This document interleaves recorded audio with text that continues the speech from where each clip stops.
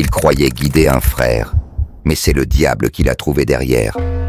Il est 8h30. Un jeune homme entre dans une mosquée, sac de sport en main. Il ne vient pas prier, il vient tuer. Et ce qu'il va faire va glacer le pays entier. La Grand Combe, petite commune paisible du Gard.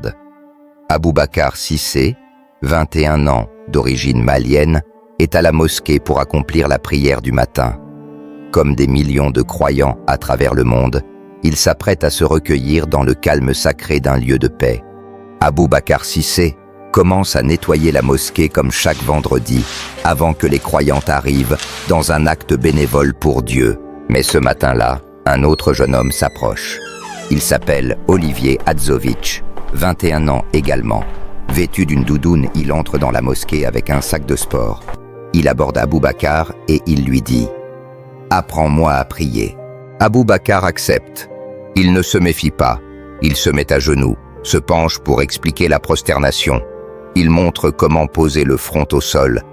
C'est à cet instant précis qu'Olivier sort un grand couteau. Et dans un geste brutal, sauvage, irréversible, il poignarde Aboubacar à une 40aine de reprises, poitrine et abdomen. Flot de sang sur les tapis sacrés. Le jeune croyant s'effondre. Mais ce n'est pas tout. Olivier filme. Il s'approche de la victime, agonisante, et il dit « Je l'ai fait, ton Allah de... » Il fuit ensuite. Rapidement, il laisse derrière lui un corps sans vie, une communauté traumatisée et une vidéo de l'horreur. Les caméras de la mosquée ont tout filmé. La mise en scène, le piège, l'exécution.